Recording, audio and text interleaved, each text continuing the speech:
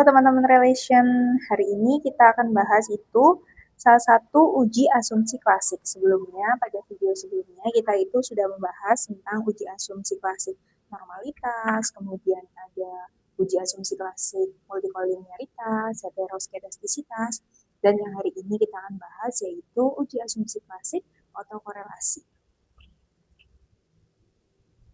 Di sini kita akan masuk ke konsep dasar terlebih dahulu tentang uji autokorelasi. Jadi, autokorelasi sendiri itu bertujuan untuk mengetahui apakah ada korelasi antara anggota serangkaian data observasi yang diberikan menurut waktu atau time series atau ruang cross section.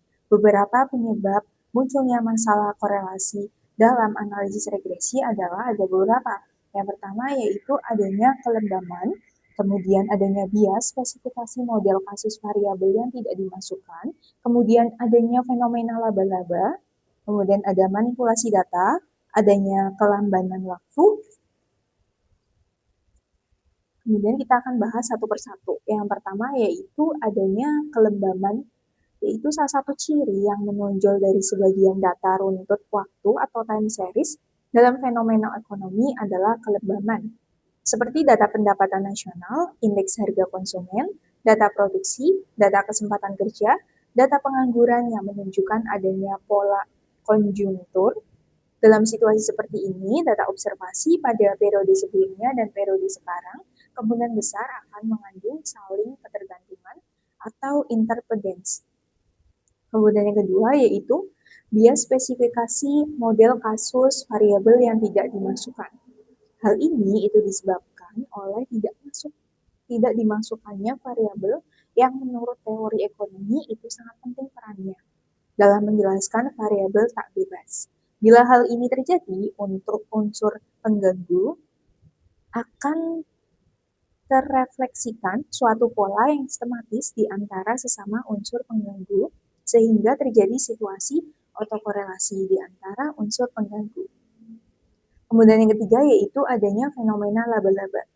Munculnya fenomena sarang laba-laba terutama terjadi pada penawaran komoditi sektor pertanian. Di sektor pertanian, reaksi penawaran terhadap perubahan harga itu terjadi setelah melalui tenggang waktu. Misalnya, panen komoditi permulaan tahun dipengaruhi oleh harga yang terjadi pada tahun sebelumnya. Akibatnya, jika pada akhir tahun harga komoditi pertanian ternyata lebih rendah daripada harga tahun sebelumnya, maka pada tahun berikutnya akan ada kecenderungan untuk memproduksi lebih sedikit daripada yang diproduksi pada tahun T. Akibatnya tidak lagi bersifat acak atau random, tetapi mengikuti pola sarang laba-laba. Kemudian yang keempat yaitu manipulasi data. Dalam analisis empiris, terutama pada data time series, seringkali terjadi manipulasi data. Hal ini terjadi karena data yang diinginkan tidak tersedia. Contohnya adalah data GNP. Data GNP biasanya tersedia dalam bentuk tahunan, sehingga apabila seorang peneliti ingin mendapatkan data GNP, peneliti tersebut harus melakukan interpolasi data. Adanya interpolasi data atau manipulasi data ini jelas akan menimbulkan suatu pola fluktuasi yang tersembunyi yang mengakibatkan munculnya pola sistematis dalam unsur pengganggu dan akhirnya akan menimbulkan masalah autokorelasi. Selanjutnya yaitu adanya kelembanan waktu. Dalam regresi menggunakan data time series, pengeluaran konsumsi atas tingkat pendapatan itu merupakan hal yang lazim untuk mendapatkan bahwa pola pengeluaran konsumsi untuk periode sekarang antara lain ditentukan oleh pengeluaran konsumsi pada periode sebelumnya, di mana model seperti ini itu dapat dalam ekonometrika dikenal dengan istilah regresi model autoregresif.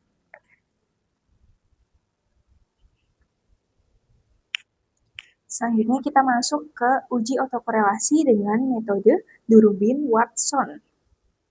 Uji Durbin-Watson atau uji DW itu merupakan uji yang sangat populer untuk menguji ada tidaknya masalah autokorelasi dari model empiris yang diestimasi.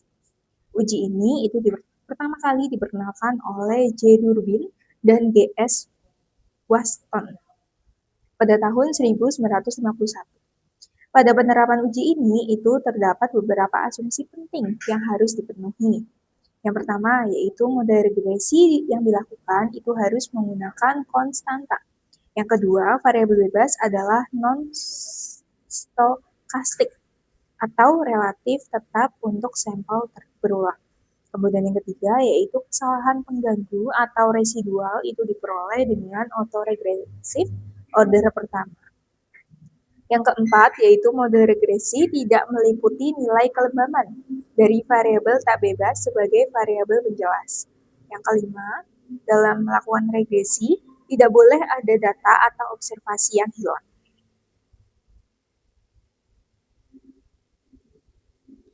Kemudian ada beberapa langkah yang dilakukan dengan uji Durbin-Watson. Yang pertama yaitu membuat persamaan regresi. Yang kedua yaitu hitung nilai prediksinya. Yang ketiga yaitu hitung nilai residualnya. Yang keempat yaitu kuadratkan nilai residualnya.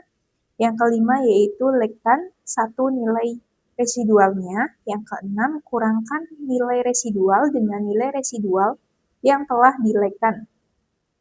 Yang ketujuh, kuadratkan nilai residual yang telah dikurangi dengan nilai residualnya yang telah dilekkan.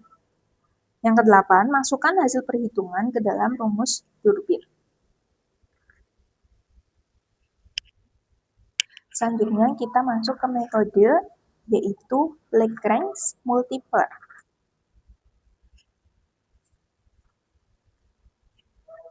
Lagrange multiple atau LMTS itu dapat digunakan untuk menguji adanya masalah autokorelasi, tidak hanya pada derajat pertama atau first order, tetapi juga digunakan pada berbagai tingkat derajat autokorelasi. Oleh karena itu, penulis itu menyatakan bahwa LMTS itu lebih bermanfaat dibandingkan uji DW.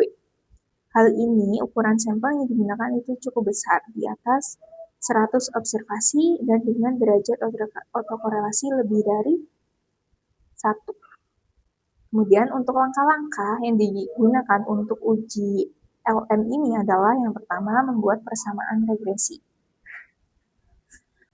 Kemudian yang kedua yaitu mencari nilai prediksinya dan diberi nama. Kemudian yang ketiga yaitu hitung nilai residual dengan notasi. Yang keempat, lakukan regresi dengan rumus tersebut sebagai variabel tergantung. Kemudian yang keenam yaitu menarik kesimpulan dengan membandingkan X kuadrat dengan X kuadrat tabel. Selanjutnya yaitu kita akan bahas tentang uji autokorelasi dengan metode Biggie test. Uji Biggie test itu digunakan untuk menguji adanya masalah autokorelasi dengan tingkat tinggi. Uji ini itu dikembangkan oleh Bruch dan Godfrey. Uji ini mengasumsikan bahwa faktor pengganggu diturunkan dengan mengikuti path order. Adapun langkah-langkah untuk menguji dengan Biggie test yaitu yang pertama, membuat persamaan regresi, kemudian hitung nilai residual dengan notasi, yang ketiga yaitu hitung lag residual dengan notasi, kemudian yang keempat lakukan regresi dengan rumus tersebut sebagai variabel tergantung, kemudian yang kelima menghitung nilai X kuadrat, kemudian yang keenam menarik kesimpulan dengan membandingkan X kuadrat dengan X kuadrat hitung dengan X kuadrat tabel.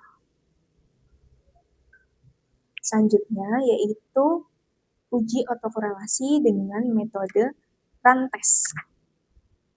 Rantes itu merupakan salah satu analisis non-parametrik yang dapat digunakan untuk menguji apakah antar residual itu terdapat korelasi yang tinggi.